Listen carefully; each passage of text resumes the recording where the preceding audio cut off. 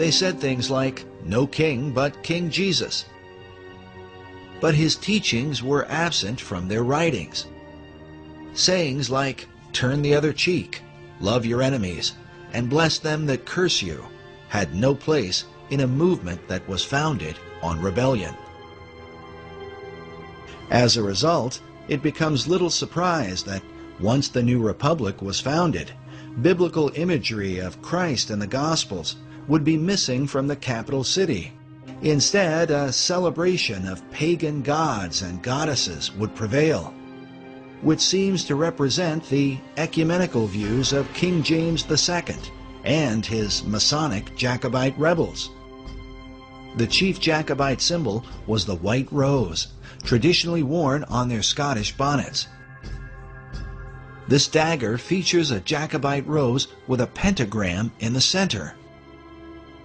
Notice that the pentagram has a dot in the middle, which usually signifies the sun. The 5 points of the star symbolize the rotation of Venus around the sun, forming a pentagram over an 8-year cycle.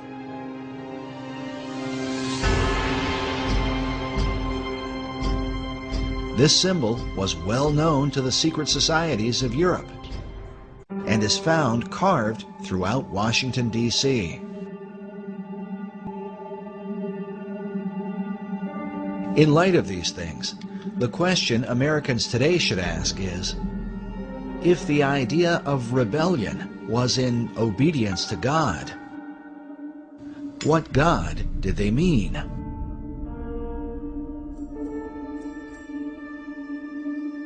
Which brings us back to the Stone of Destiny, a mysterious artifact whose original owner has for centuries been acknowledged as the greatest rebel of all time.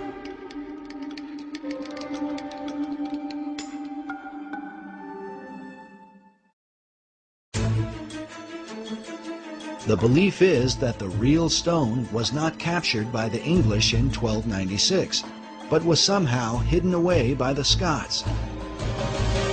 Buff Perry believes that centuries later, the Jacobites brought the stone with them to America.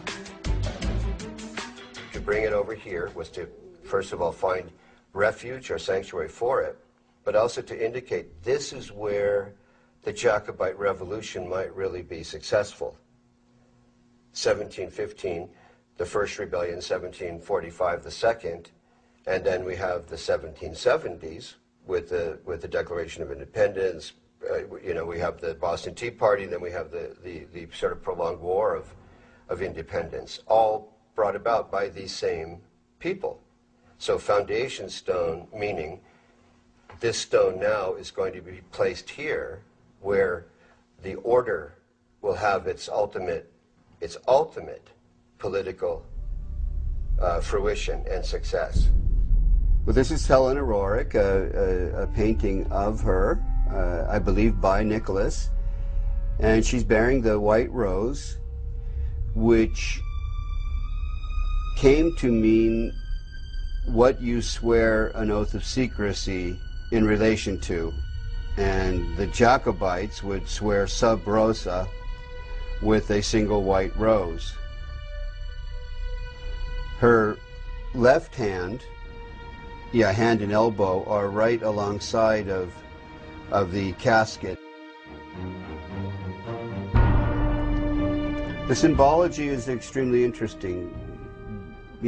Just the bearing of the white rose alone is, to me, highly suggestive of what she felt to be a secret mission that was associated with this stone that they received. It seems clear that their secret mission had to do with creating a one-world order through the League of Nations and by supporting the New Deal, which both FDR and Henry Wallace believed was the new order of the ages. It was during FDR's administration that the National Archives building was completed, with the figure of what appears to be a perfected man carved upon it. The figure is called Destiny.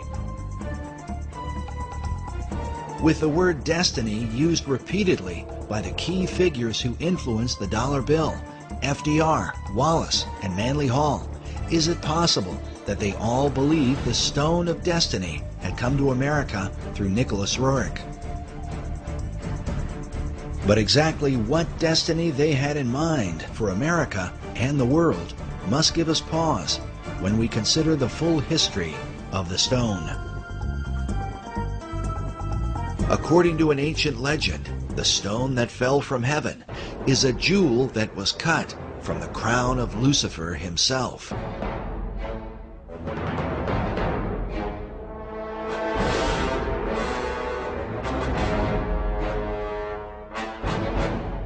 Commenting on this, Manly P. Hall writes that the lapis exilis, crown jewel of the archangel Lucifer, fell from heaven.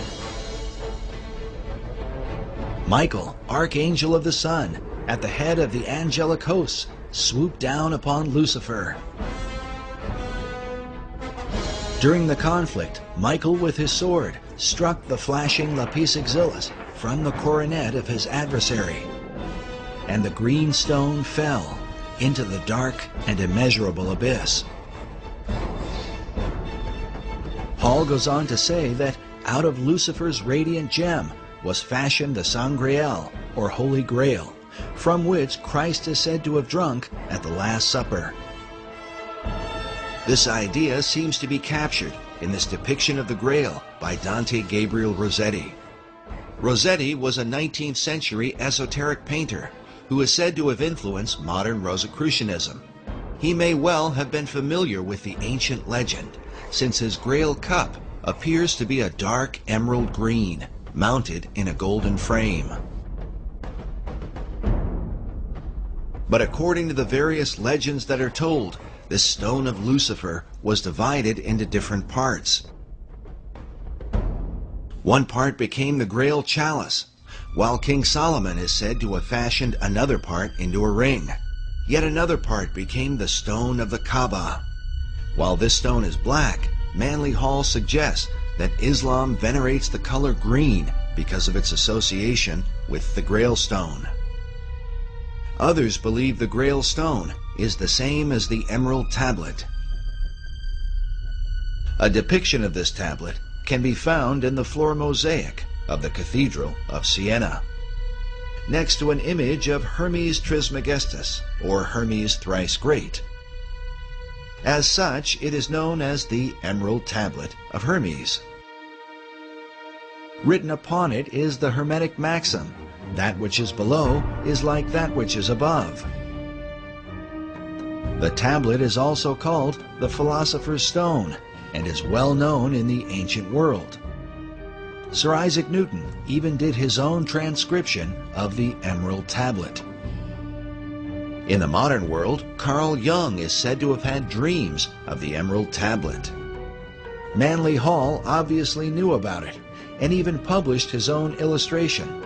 Hall writes that the oldest and most revered of all the alchemical formulae is the sacred Emerald Tablet of Hermes.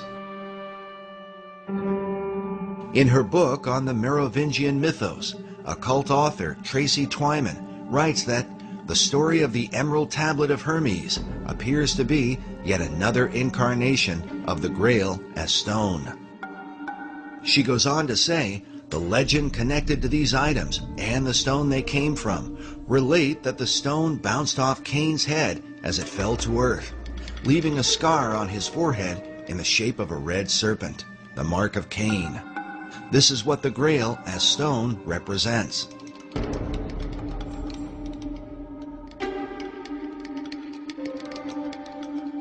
Meanwhile, Nicholas Roerich called his stone a Chintamani, an example of which is shown in this image of a Buddhist figure who holds a greenish Chintamani stone in his hand. While the legends of these stones vary and researchers often disagree, it is curious that both Roerich and Manly Hall used the same variant spelling of Eschenbach's term for the Grail stone. Eschenbach wrote lapsit exilis rather than lapis exilis.